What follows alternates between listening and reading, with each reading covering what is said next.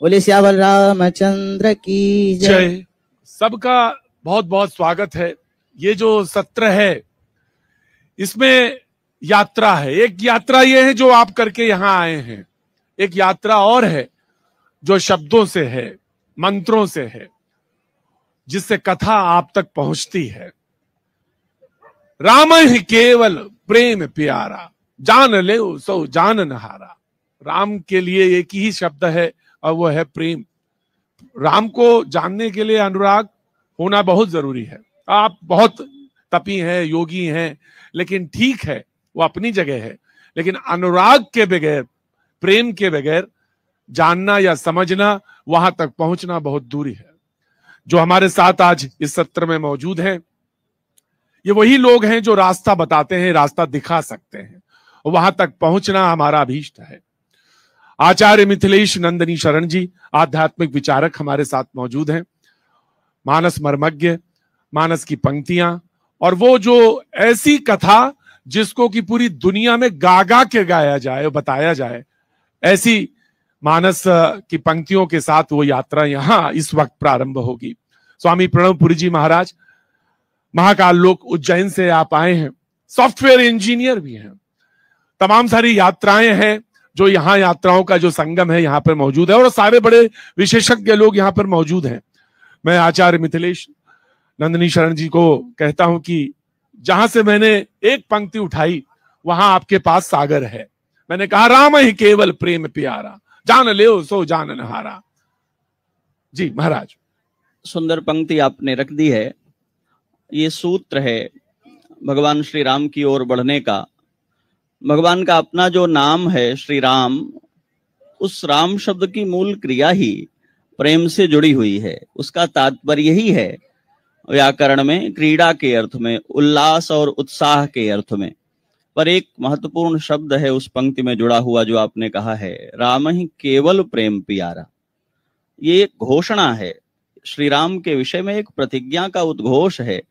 प्रेम तो संसार में सर्वत्र देखा जाता है, फिर ऐसा कौन सा प्रेम है जो श्री राम के लिए प्रिय होता है और हमें श्री राम की ओर ले जाता है। संसार का जो नाम रूप का ये अनंत विस्तार है, ये सारा ही प्रेम से भरा हुआ है।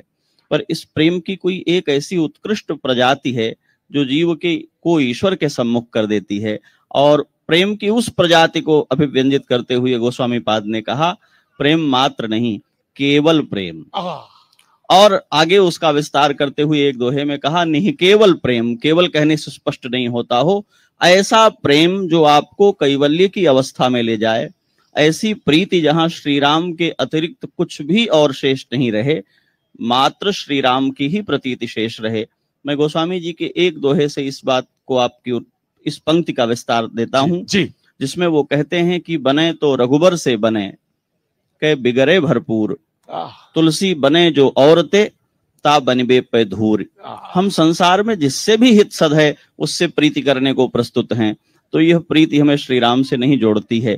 जब ऐसी प्रीति श्री राम से हो कि संसार शून्य हो जाए, ऐसी प्रीति जगह कि संसार में किसी और पदार्थ की कामना शेष नहीं रहे, तो वह पंक्ति घटित होती है जो आपने पढ़ी है, राम ही केवल प्रेम प्यारा। और जिनको श्री राम से प्रेम हुआ है, वे विभीषण हों, वे सुग्रीव हों, वे वानर भालु हों, उन्होंने बाकी सब कुछ छोड़ दिया है, केवल श्री राम का वर्ण किया है, क्योंकि भगवान कैवल्याधिपति हैं।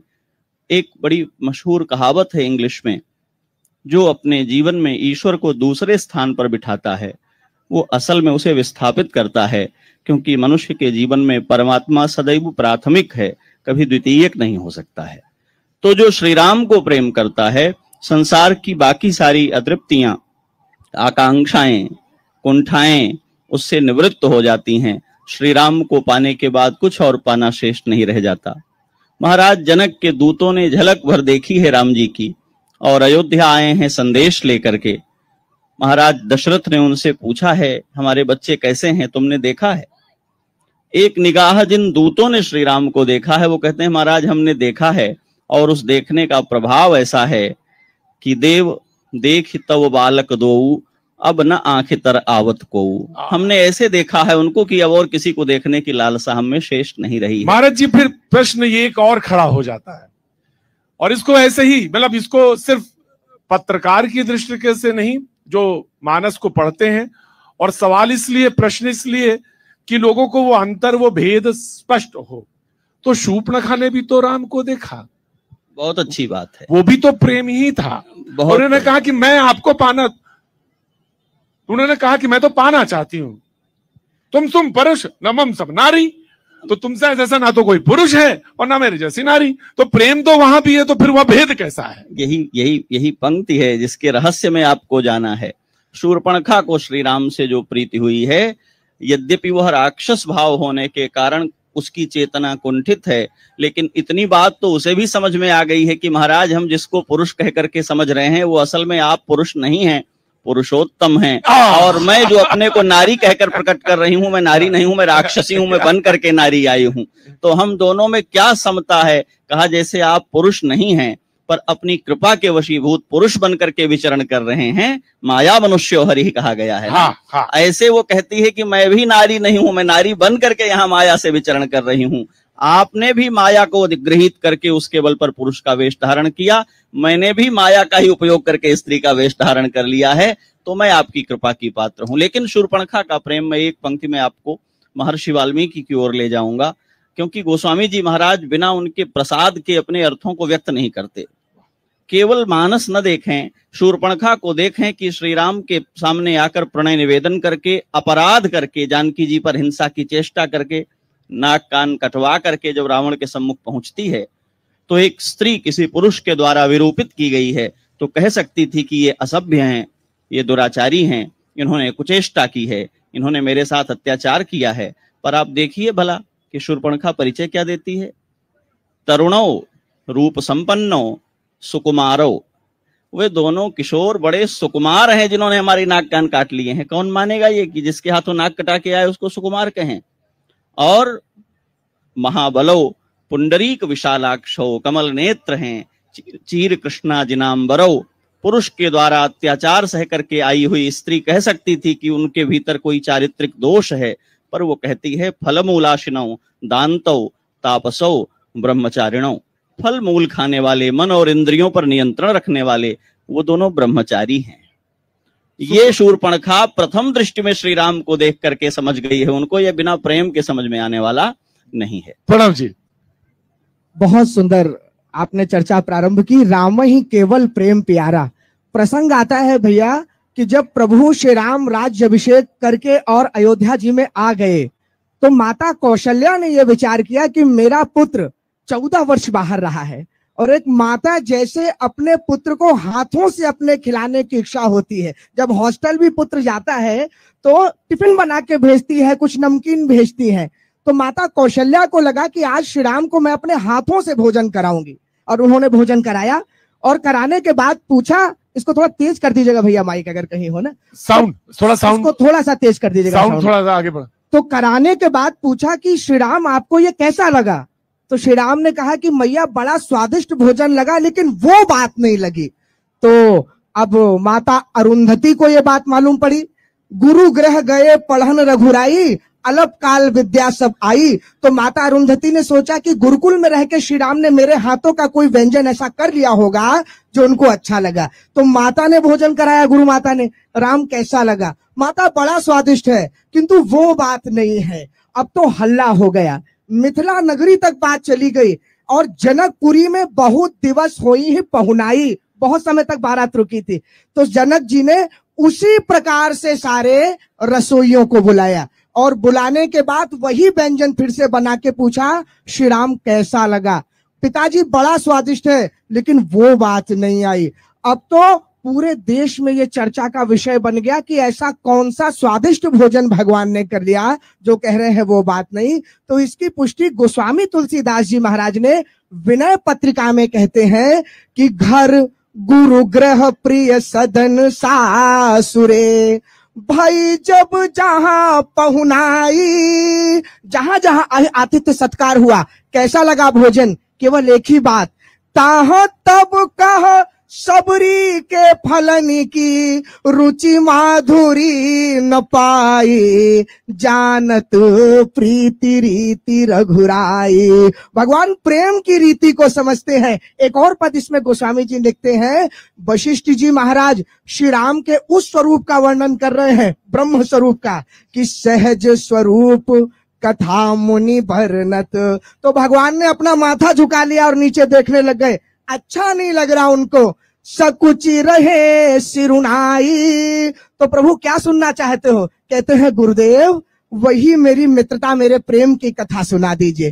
केवट मीत कहे सुख मानत, बानर बंधु बड़ाई, जानत प्रीति रीति रघुराई। तो भगवान को तो केवल प्रेम पसंद है, जैसा आपने राम ही केवल प्रेम प्यारा। प्रसंग रामचरितमानस का ही आता है, जो चौपाई आपने कही उसी पे मैं चर्चा करूंगा।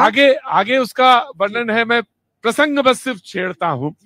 सरयू के तट पे बैठा हूं तो वो प्रसंग भी आता है जब केवट है, और वो केवट है वो भी प्रेम है, और लेकिन वो प्रेम में मांगता है उनसे, कहते मुझे तो दे के जाए। तो ये कैसा प्रेम है फिर कि प्रेम में मांग ले कोई? प्रेम में तो दिया ही जाता है। फिर ये कैसा है कि वो प्रेम में मांग रहा है प्रभु से? बहुत बहुत प्यारा प्रसंग आपने रखा है, लेकिन इसको करेक्ट करने की जरूरत है जी। केवट वो नहीं है जिसने मांगा है, केवट वो है जिसने दिया हुआ भी लौटा दिया है कि महाराज मैं तो पहले ही तृप्त हूं। प्रेम की क्रिया क्या है हमें ये समझना होगा। जो प्रभाव से उत्पन्न होता है वो आकर्षण है, वो भूख है, वो जरूरत और आपूर्ति है। जो स्वभाव से उत्पन्न होता है वो प्रेम है। वाह! ये हमें इसका अंतर पहचानना होगा। और भगवान श्री राम के सम्मुख पड़ने के बाद केवट के भीतर प्रीति जगी है, इसलिए उसने मजदूरी नहीं मांगी है, कहा हमें आपके चरण पखारने हैं। और ये मांगना प्रेम का अधिकार है, ये लेने और देने जैसा विषय नहीं है, क्योंकि जिस समय वो ले रहा है उसी समय कुछ दे भी रहा है। और समझना ये होगा कि भक्ति शास्त्र के आचार्यों ने ये कहा है कि जो कुछ भी आदान करे वो प्रेम है ही नहीं, सतु प्रदान मात्रम। प्रेम का तात्पर्य है जो केवल देना ही देना जानता है, कभी उससे कुछ रिटर्न आएगा इसकी कल्पना भी उसके भीतर नहीं होती। तो केवट ने कुछ नहीं मांगा, चरण पखारे। और मैं रहस्य की एक बात कहकर ये प्रसंग छोड़ूंगा। जब पार उतर करके गए हैं तो प्रभु सकुचे, भगवान को संकोच है कि इसे कुछ देना चाहिए। केवट कहता है महाराज अभी भी आप हमारे हृदय का मर्म नहीं पहचान पाए। यदि मैं आपका प्रेमी ही हूं तो क्या लेना देना शेष रह गया है? कुछ नहीं चाहिए। और एक निर्धन केवट जिसने कहा था कि मेरे घर में पात भरी सहरी सकल सुत बारे बारे, घर में पत्तल भर मछली है, छोटे छोटे बच्चे हैं, कोई दूसरी आजीविका नहीं है, इसी नाव के सहारे परिवार पालता हूं, वो कहता है मुझे मजदूरी नहीं चाहिए। लेने वाला अकेला, देने वाले तीन, बहुत कीन प्रभु लखन सिय, नहीं कछु केवट ले। तो जब उसने कुछ नहीं लिया तो भगवान ने क्या दिया? विदा कीन करुणा यतन भगति विमल बर देई। जो कुछ भी और चाहता है श्री रघुनंदन से, उसको वो सब कुछ कई गुना करके दे देते हैं और मुक्त कर देते हैं। और जो कहता है आपसे आपके अतिरिक्त कुछ नहीं चाहिए, उसको अपने आप को सौंप देते हैं। केवट को तो बिना मांगे भगवान ने भक्ति प्रदान कर दी है, प्रेम प्रदान कर दिया है, क्योंकि उनके राजकीय वैभव का एक कण भी उसने लेने से मना कर दिया। प्रेम वो जो तृप्त करता है, सारी भूख से, प्यास से और अभावों के बोध के बाहर निकाल देता है, वो प्रेम है। इसलिए श्री राम को प्रेम प्रिय है कि मनुष्य अपने अभावों की कुंठा के बाहर निकल आवे। और ये जब शिखर पे पहुंचता है तो हनुमान जी प्रकट होते हैं। वो राम और हनुमान का जो प्रेम है, वो जो उसके बीच में जो कोई है ही नहीं, कुछ है ही नहीं, तो वो जो प्रसंग है वो उसका एक और उदात्त उदाहरण है। बिल्कुल आपने सुंदर बात कही। जब हनुमान जी महाराज माता जानकी की खोज करके वापस आए, तो देखिए प्रेम का एक स्वरूप यह भी होता है कि आप अपने आदरणीय से प्रेम करते हैं, आदरणीय आपको वात्सल्य प्रदान करता है, किंतु वो मर्यादा बीच में रहनी चाहिए। कहीं हनुमान जी महाराज ने प्रभु के साथ उस मर्यादा को नहीं तोड़ा। प्रसंग आता है जब माता जानकी से बात करके हनुमान जी वापस प्रभु के पास जाने लग गए, तो हनुमान जी ने कहा माता ऐसा है कि जब मैं यहाँ आया था तो प्रभु से आपकी मुंदरी इस कारण लेकर आया था कि कहीं आपको संशय ना हो जाए कि मैं रावण का ही कोई मायावी बानर आदि हूं। तो माता अब मैं वापस जा रहा हूं, आप कोई ऐसी साथ में वस्तु दे दीजिए, कोई ऐसी बात बता दीजिए कि प्रभु भी ऐसा ना सोचे कि हनुमान जी यूं ही आ गए। तो चूड़ामणि दी, लेकिन कहा माता अभी आपने संशय किया, मुझे रामदूत में मातू जानकी कहना पड़ा। तो आप कुछ और ऐसी बात बता दीजिए जो केवल आप दोनों के बीच में रही हो। देखिए माता जानकी क्या सुंदर हनुमान जी से कहते हैं, हनुमान जी ऐसा करना, तात शक्र सुत कथा सुनायो, बानो प्रताप प्रभु ही समुझायो। वो जो जयंत ने मेरे चरण में चोंच मारा था ना, सीता ही चरण चोंच हति भागा, मूड मंद मति कारण कागा, वो कथा सुना देना। एक क्षण में प्रभु ने बाण निकाल लिया था, और देखो मैं यहाँ पे बैठी हूं, अभी तक प्रभु का बाण नहीं चल रहा। जाके कथा सुनानी है, लेकिन साथ में संकोच भी है कि पति पत्नी के बीच की बात है। प्रभु को यह स्मरण दिलाना है कि प्रभु बाण चलाइए।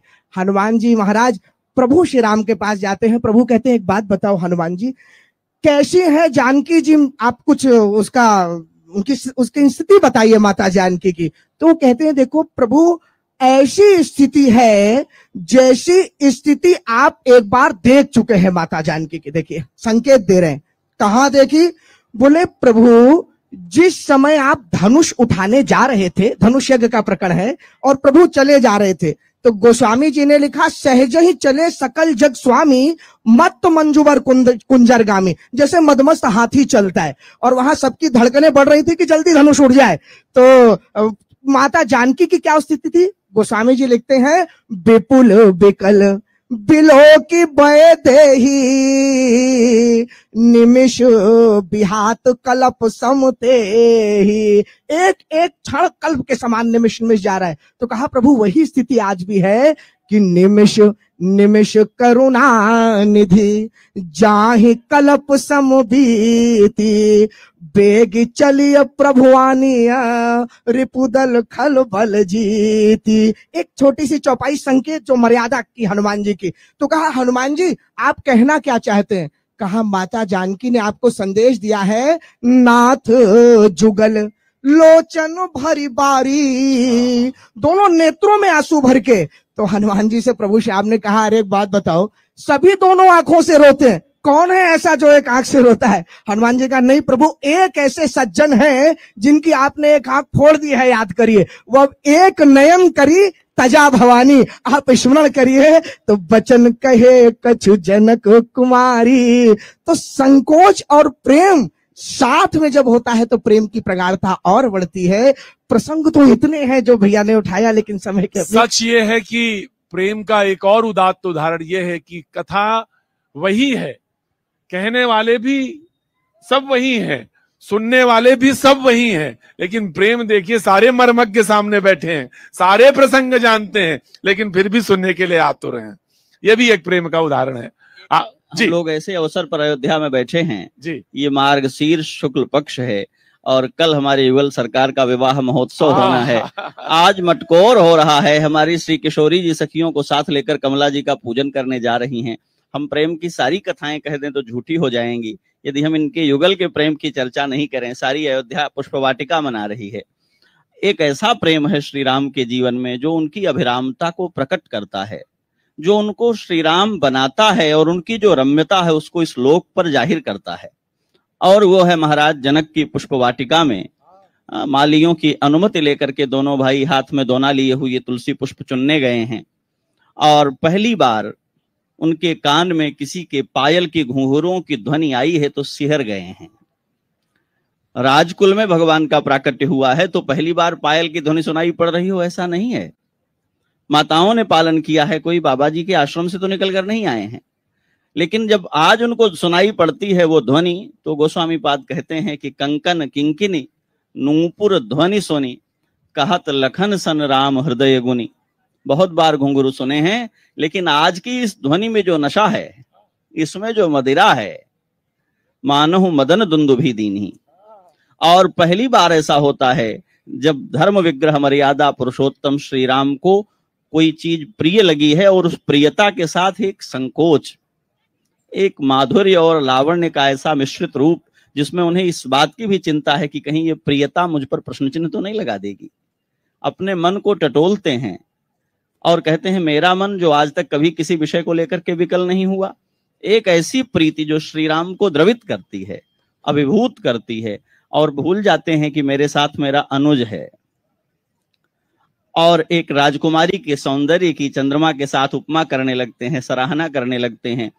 और ये प्रेम उनके हृदय में, यही वह प्रेम है जो मानव जीवन को सबसे अधिक आक्रांत करता है, प्रभावित करता है, आकारित करता है और परिवर्तित कर देता है। सामान्यतः यहाँ पूज्य चरण सन्यासी महानुभाव भी विराजमान है, उनके लिए मैं ये बात नहीं कह रहा हूँ। स्वामी जितेंद्रानंद जी महाराज बैठे हैं और सारे संत बैठे हैं, इनको तो किसी और विलक्षण ही वह केवल प्रेम है जो इनको इधर ले आया है। लेकिन एक प्रेम वो है जो हमारे यहाँ युगल का प्रेम है, और जिसके कारण श्री राम की वो रम्यता प्रकट होती है कि वेदों के मंत्रों के द्वारा जो परमात्मा तृप्त होता आया था, वो गालियां सुन सुन करके धन्य होता है, क्योंकि श्री जानकी ने उनके भीतर वो प्रेम का अंकुरण कर दिया है। और उस प्रेम का अनुभव करने का परिणाम ये है, मैं ये बात जरूर जोड़ता हूँ, हम लोग कहते हैं ये प्रेमावतार हैं, वो प्रेमावतार हैं। भारतवर्ष में केवल श्री राम प्रेमावतार हैं, जिनके विषय में गोस्वामी जी ने दर्ज किया, व्यापक ब्रह्म निरंजन निर्गुण विगत विनोद, वो परमात्मा जो जगत का पिता है, सो अज प्रेम भगति बस कौशल्या की गोद। वो परमात्मा जो प्रेम के कारण जगत पिता होने पर भी पुत्र बनने को प्रस्तुत होता है। और इसके साथ जब अयोध्या से जाने लगते हैं तो गोप्रतार घाट साक्षी है। श्री राम कहते हैं, मैंने अयोध्या वासियों को अपने पीछे आंसू बहाते देखा है, और अपने प्रियजनों को अपना कर किसी को आंसू बहाते छोड़ जाए, उससे निष्ठुर दूसरा कोई हो नहीं सकता। अब तो मैं दिव्य धाम जाऊंगा तो इस सारी अयोध्या, आबाल वृद्ध नर नारी कीट पतंग पशु पक्षी सब मेरे साथ जाएंगे। ब्रह्मा हाथ जोड़कर खड़े हो गए हैं, महाराज ये विधान नहीं है, ऐसा कभी हुआ नहीं है। श्री राम ने कहा तो आज विधान बनेगा, आज वैकुंठ की पुनर्सृष्टि होगी और ये सारे लोग मेरे साथ जाएंगे। भगवान श्री राम ने मृत्युलोक में एक बार, न भूतो न भविष्यति, न उसके पहले कभी हुआ न उसके बाद कभी हुआ, सारी अयोध्या राजधानी के समस्त लोगों को अपने साथ ले गए। क्यों? ये मेरे प्यारे हैं और प्रियजनों को छोड़ जाना पीछे ठीक नहीं है। भगवान की तो सारी लीला प्रेम से प्रारंभ होकर और प्रेम पर जाकर ही परिपूर्ण होती है। बहुत बहुत धन्यवाद, बहुत बहुत धन्यवाद। बहुत धन्यवाद आप दोनों का। श्री राम से जुड़े हुए हर प्रेम स्वरूप को बहुत ही खूबसूरती से आपने सबको समझाया। हमारा अनुरोध है कृपया मंच पर बने रहे, क्योंकि न्यूज 18 आपको सम्मानित करना चाहता है, और उसके लिए मैं स्टेज पर इनवाइट करना चाहूंगी editor news 18 India and Hindi digital Jyoti Kamal ji को। कृपया वो मंच पर आए और हमारे मेहमानों का धन्यवाद करें।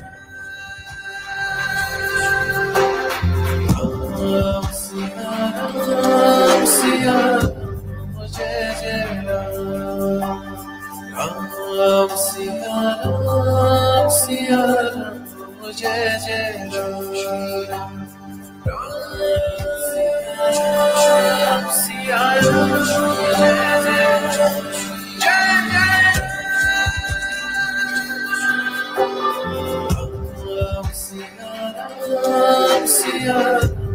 जय श्री राम सिया राम, जय जय जय जय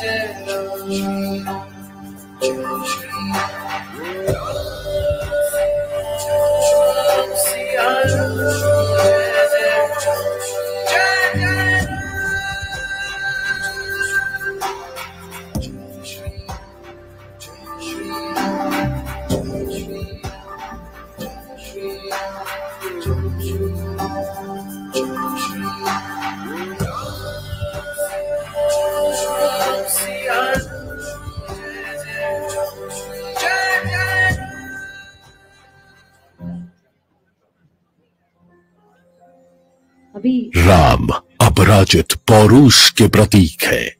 राम सर्वे भवन्तु सुखिनः की भावना है। राम प्यासे त्रिषित हृदयों का परमानंद है। राम भटकती चेतना को पथ